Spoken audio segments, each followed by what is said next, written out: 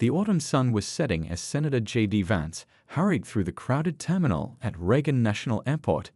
He checked his watch again, just 30 minutes until boarding. After 5 straight days of non-stop Senate hearings, his body ached for rest. His eyes were heavy, and his shoulders drooped under the weight of his laptop bag. All he wanted was to sink into that spacious first-class seat he booked weeks ago, maybe enjoy a glass of water with lemon, and close his eyes for the journey back to Ohio. The airline's check-in area buzzed with the usual mix of stressed travelers and crying babies. A harried mother tried to manage her toddler while checking in her luggage. An older couple argued softly about whether they'd packed their medications. JD stood patiently in the priority line, scrolling through unread emails on his phone. "Next, please," called the ticket agent, a woman with kind eyes and a name tag that read Beth. JD stepped forward with a tired smile. "Good evening. Checking in for the 7:15 to Columbus." He slid his ID and booking reference across the counter. Beth tapped at her keyboard, her expression slowly shifting from professional pleasantness to discomfort. She looked up at him, then back at her screen. "Is something wrong?" JD asked, feeling the first twinge of worry. He needed this flight. He had promised to be back for his daughter's science fair tomorrow morning. "I'm so sorry, Senator Vance," Beth said, lowering her voice. "It appears we have a situation with the first-class cabin on this flight." A businessman beside him glanced over, recognizing JD's name. "What kind of situation?" JD asked, leaning in slightly. Beth's fingers nervously adjusted her glasses. "The flight was overbooked in first class. Despite your confirmed reservation, we don't have a first-class seat available." She rushed to add, "We do have a seat in economy, and of course we'll refund the difference immediately." JD felt a flash of frustration. He'd specifically booked first class to get some work done in comfort. The Senate vote next week required him to review hundreds of pages of documents. "There must be some mistake," he said, keeping his voice even. "I booked this ticket over a month ago." By now, several people in the neighboring lines had turned to watch. A young woman nudged her friend and whispered something. A man in a business suit pretended to check his boarding pass while clearly listening in. Another person had already pulled out their phone, angling it slightly in JD's direction. Beth typed furiously, clearly trying to find a solution. "I've checked the entire system, sir. There was an error with our booking software. It's affected several passengers." She looked genuinely apologetic. "We can put you on the next flight, which leaves in 3 hours, with a guaranteed first-class seat." JD thought about his daughter's face if he missed her presentation. "No, I need to be on this flight. I'll take the economy seat." A few onlookers raised their eyebrows, clearly expecting a different reaction from the well-known politician. One man even lowered his phone, looking almost disappointed at the lack of drama. "Thank you for understanding, Senator," Beth said with visible relief as she printed his new boarding pass. "Gate C12, boarding begins in 20 minutes." JD took the economy ticket, thanked her, and turned toward security. Behind him, he could hear the whispers start, could feel the eyes following him. Everyone was waiting to see what he would do next. JD made his way through the security checkpoint, slipping off his shoes and placing his laptop in the gray bin like everyone else. No special treatment for senators here. A few travelers did double takes as they recognized him, but he kept his head down. He wasn't in the mood for small talk or selfies today. Gate C12 was already crowded when he arrived. He found an empty seat near the window and sank into it, rubbing his tired eyes. The flight status board showed on-time departure. At least something was going right. He pulled out his phone to text his wife about the seating change, telling her not to worry, he'd still make it home tonight. "No, I understand, ma'am." "Yes, I know it costs extra." The voice caught JD's attention. 3 seats away sat a young man in an army uniform, his cap placed neatly on his knee. His hair was cut military short, and his boots were polished to a shine despite looking well worn. The soldier's face was tight with worry as he spoke into his phone. "It's just that my mom called, and things aren't looking good with Dad," the young man continued, his voice dropping. "The doctor said, well, I need to get there as soon as possible." JD tried not to eavesdrop, but in the crowded gate area, it was hard not to overhear.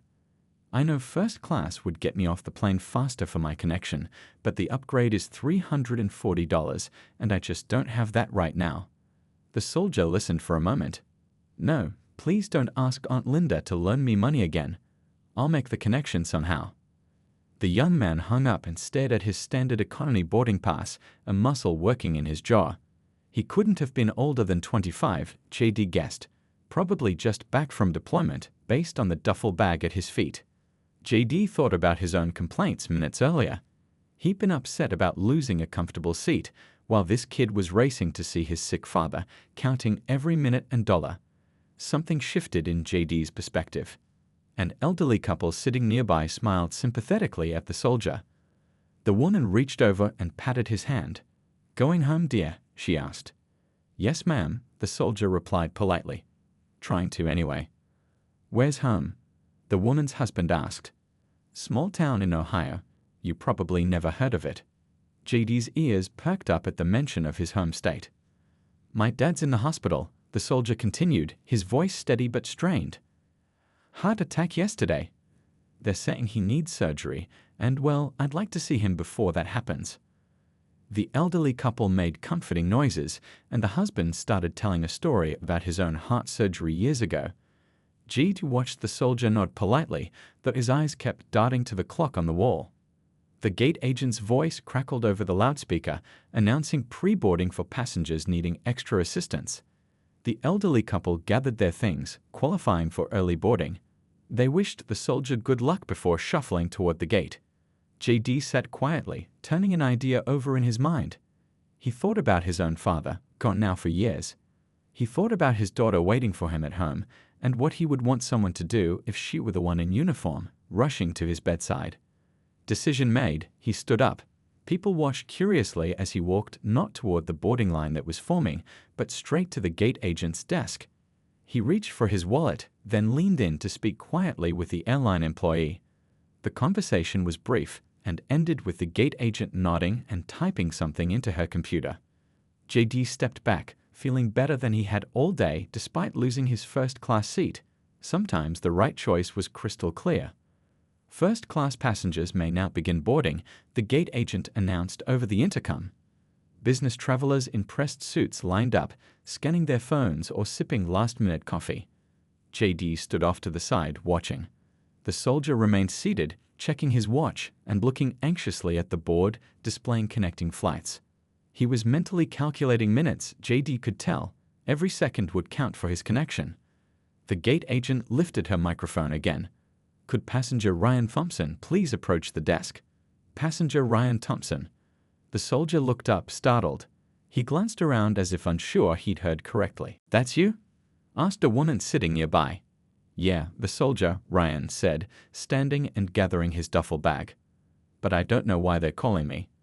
JD pretended to be absorbed in his phone as Ryan approached the counter. The gate agent smiled warmly. "Mr. Thompson, there's been a change to your reservation," she said, typing on her keyboard. Ryan's face fell. "Please don't tell me there's a problem with my seat. I really need to make my connection in Chicago." "Actually, sir, you've been upgraded to first class." She handed him a new boarding pass. "You'll be in seat 2B. This will also allow you to be among the first off the plane at your connection." Ryan stared at the boarding pass. "There must be some mistake. I didn't pay for an upgrade." The gate agent's eyes flicked briefly toward JD, then back to Ryan. "The upgrade has been taken care of, sir. We appreciate your service. If you'd like to board now, you're welcome to get settled in." Ryan stood frozen for a moment, confusion written across his face. "I don't understand. Who willed?" A businessman in line nudged his colleague. "Did you see that? The senator just gave up his seat." Heads turned toward JD, who was still pretending to check his emails. Ryan overheard the comment and looked over at JD with dawning realization. Ryan approached JD slowly. "Sir, did you do this?" JD looked up as if surprised. "Do what?" "The gate agent said my upgrade was taken care of." "Was that you?" JD shrugged with a small smile. "You mentioned Ohio. We take care of our own." Ryan shook his head in disbelief. "Sir, I can't accept this. You paid for that seat, and you're a senator. You must have important work to do." "Nothing more important than getting you home to your dad," JD replied simply. "My father passed away before I could say goodbye. Nobody should miss that chance if they can help it." Ryan swallowed hard. I don't know what to say. Don't say anything. Just go get on the plane. And when you see your dad, tell him people are pulling for him. Ryan stood straight and offered a crisp salute. Thank you, Senator Vance. A small crowd had gathered by now, watching the exchange. One woman wiped a tear from her eye. A businessman who'd been complaining loudly about the Wi-Fi earlier now looked thoughtful, almost embarrassed. Active military now invited to board, came the announcement. That's you. JD nodded toward the gate. Better hurry. Ryan shouldered his duffel and walked toward the jet bridge, still looking somewhat stunned at his good fortune. The next boarding routes were called, and JD filed in with the other economy passengers. As he handed his boarding pass to the agent, she looked him in the eye. That was a good thing you did, Senator. JD smiled. Just trying to get a man home to his family. Nothing special about that. A few passengers had their phones out, typing rapidly. By the time JD stepped onto the plane, his small act of kindness was already spreading beyond the gate. Inside the aircraft, JD nodded politely to Ryan as he passed the first-class cabin. Ryan was already seated, a look of grateful disbelief still on his face. JD continued toward the back, searching for his seat in economy. Row 23, seat C, middle seat. He suppressed a sigh. It was going to be a long flight. JD squeezed into his middle seat between a heavyset man in a plaid shirt and a college-aged girl with headphones already on. He tucked his briefcase under the seat in front of him, his knees cramping almost immediately in the tight space. The girl barely looked up from her phone, but the man turned with wide eyes. "You're that senator, aren't you?" he asked loudly. JD nodded with a polite smile. "JD Vance, nice to meet you." He extended his hand. The man shook it enthusiastically. "Tom Baker. I voted for you. But wait, I thought important folks like you always flew first class." A few heads turned in their direction.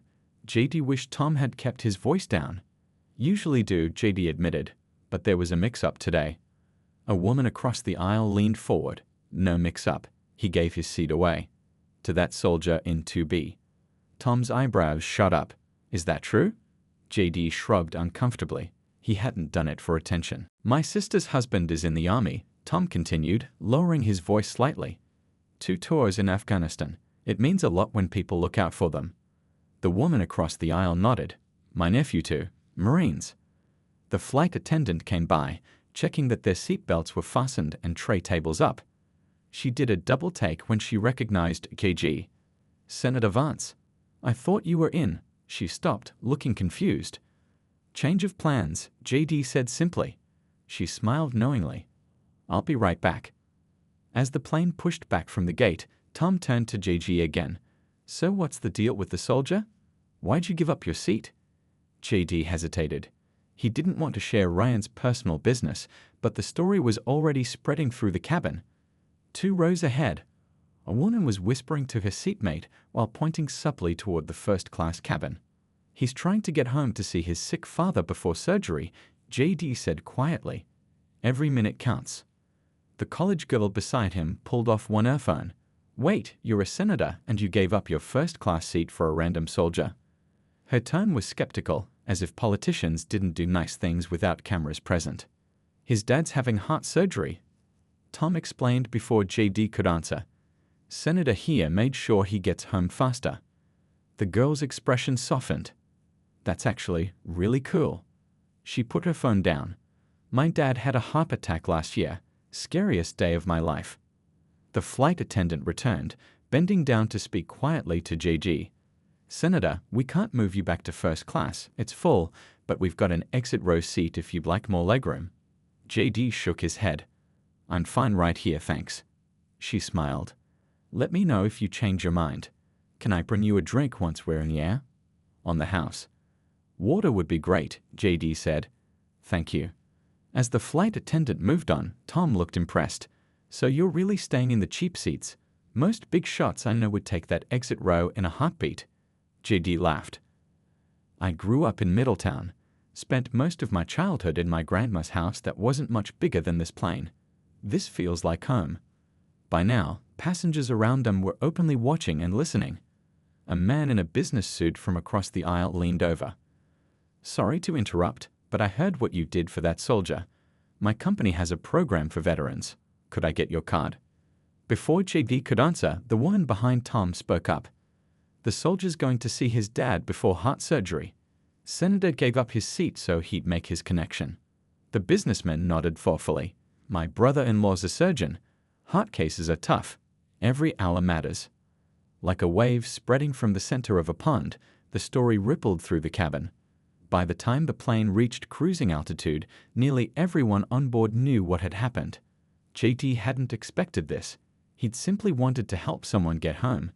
Now he was the center of attention in a way he hadn't planned for. The plane hit a patch of turbulence, causing the seatbelt sign to ding on.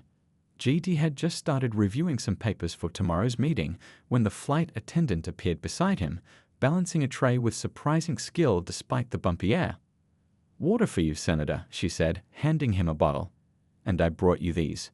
She placed a package of premium cookies and a warm towel on his tray table. "We usually only serve these in first class, but—" "That's very kind, thank you," JD said. He noticed Tom eyeing the cookies and without hesitation offered him the package. "Would you like to share these?" Tom looked surprised but happily accepted. JD turned to the college girl on his other side, who was now watching curiously instead of staring at her phone. "Cookie?" he asked. She smiled, taking one. "Thanks. I'm Lisa, by the way." "Nice to meet you, Lisa."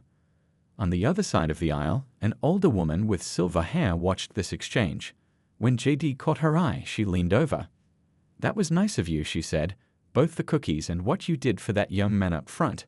She nodded toward first class. "My husband was in the Navy during Vietnam. Nobody did things like that for our boys back then." Her husband, a thin man with a neatly trimmed mustache, nodded. "Different times now. Better in some ways." "Would you like the last cookie?" JD asked them. The woman smiled but shook her head. "No, dear, but thank you." Actually, she fumbled in her purse and pulled out a small bag of homemade chocolate chip cookies. "I always bake these for flights. Would you like one? They're still fresh from this morning." Before JD could answer, the woman was offering cookies to everyone within reach. Soon, people were passing her cookie bag up and down the aisle, strangers connecting over this simple treat. A mother struggling with a fussy toddler 2 rows ahead accepted a cookie gratefully. The businessman who had mentioned his veteran program pulled out a deck of cards and offered to show a magic trick to the restless child.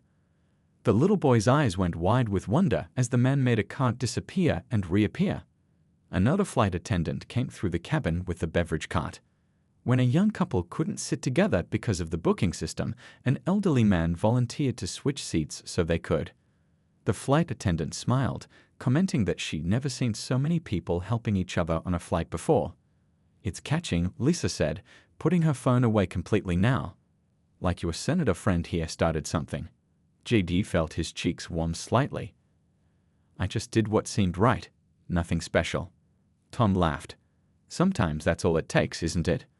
One person doing the right thing, and suddenly everybody remembers how to be decent to each other." A teenage boy across the aisle who had been silently playing a game on his phone looked up. "My teacher calls it positive contagion," he said, "when one good action spreads to others." His mother looked surprised that he joined the conversation. "That's the first thing you've said in hours that wasn't about your game." Everyone laughed, including the boy, who didn't seem offended. JD watched as the atmosphere in the cabin continued to transform. The usual tension of air travel, the unspoken competition for armrest space, the irritation at crying babies, the impatience with slow-moving drink carts had somehow dissolved. In its place was something rarely felt in public these days, a sense of community. Up in first class, Ryan turned around in his seat to look back at the cabin. His eyes met JD's, and he gave a small nod of gratitude. JD nodded back. The captain's voice came over the intercom, announcing they were starting their initial descent into Chicago. For many passengers, including Ryan, this meant rushing to make connections. But for now, in this metal tube hurtling through the sky, time seemed to slow down as strangers found simple ways to be kind to one another. And it had all started with one seat change. "Ladies and gentlemen, we are beginning our final approach into Chicago O'Hare International Airport. Flight attendants, please prepare the cabin for landing."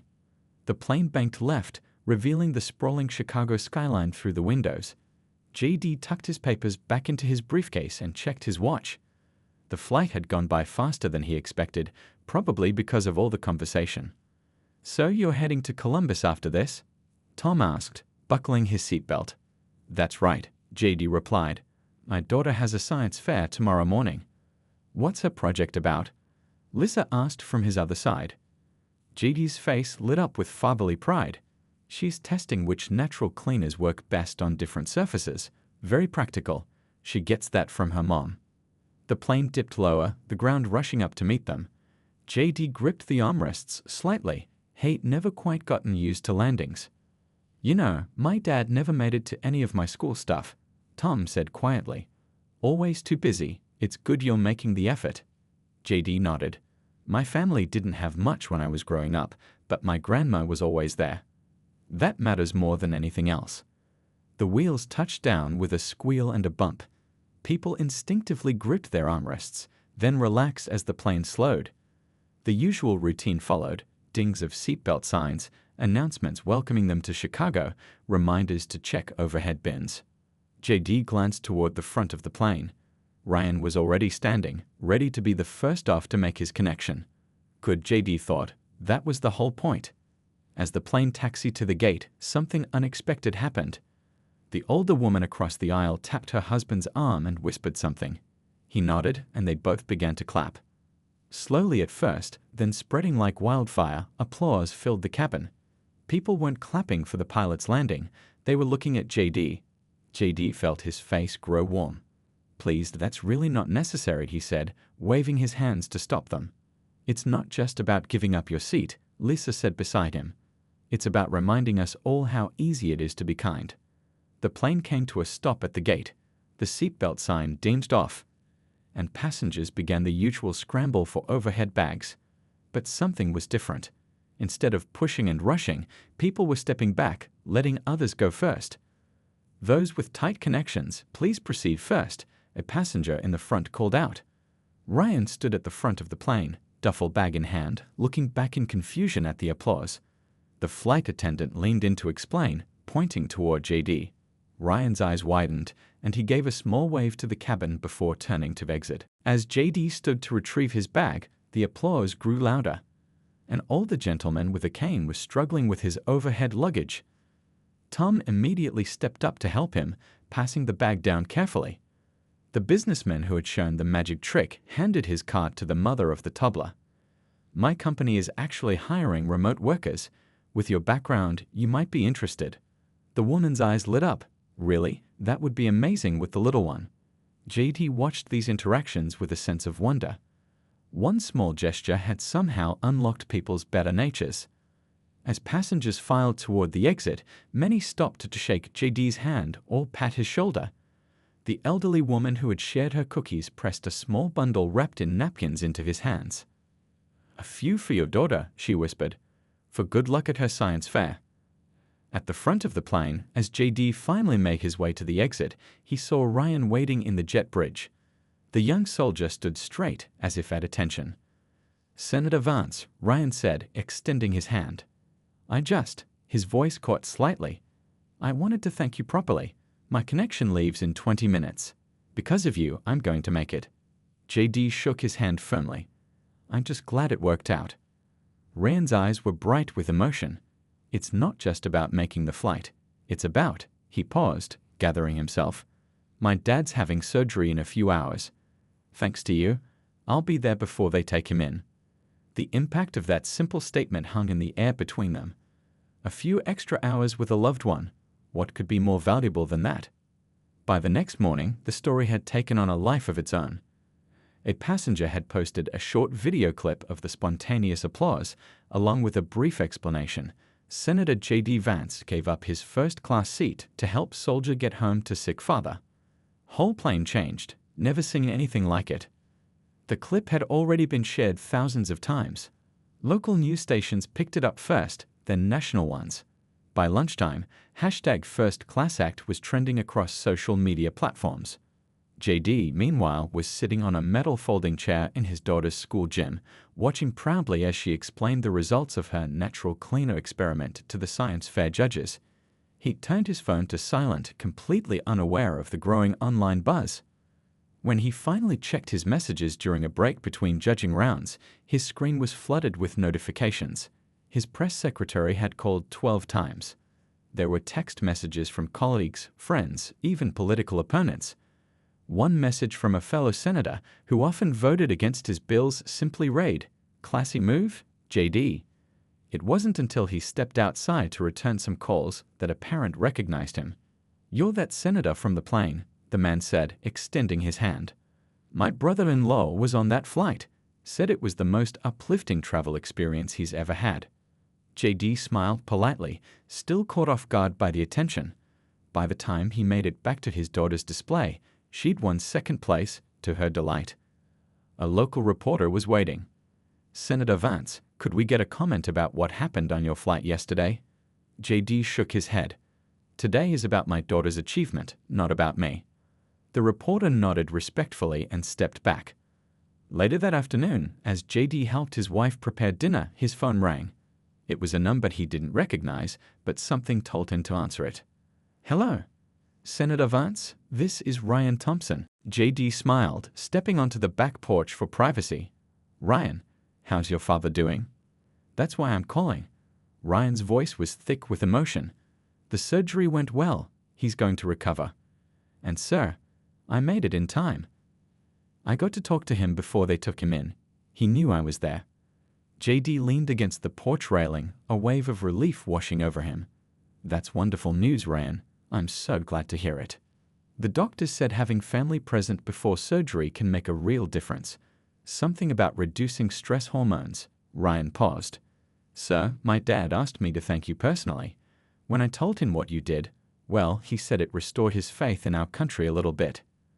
They talked for a few more minutes, Ryan explaining that he'd be able to stay home for 2 weeks to help with his father's recovery. Before hanging up, he mentioned something else. "You might want to check the news, sir. Our little airplane moment has gone viral. People are doing all sorts of nice things and tagging it with #FirstClassAct. It's pretty amazing." Over the next few days, JD received hundreds of messages from people sharing their own stories of kindness inspired by what had happened on the plane. A CEO had given up his company parking spot to a pregnant employee. A restaurant owner had started a program where customers could prepay for meals for veterans. A third-grade class had written letters to soldiers overseas. When finally cornered by reporters asking for a statement, JD simply said, "What happened on that plane wasn't about me. It was about all of us remembering that we're connected. Small kindnesses matter. And sometimes timing is everything." He paused, then added, "Ryan made it home to see his father before heart surgery. That's the real story here." A week later, JD received a package in the mail. Inside was a framed photograph of Ryan standing beside his father, who was sitting up in a hospital bed giving a thumbs up. The handwritten note simply read, "Some first-class acts don't require an airplane. Thank you for helping me get home. Ryan and Frank Thompson." JD placed the photo on his desk in his Senate office, a reminder that sometimes the most important work happens when no one's looking.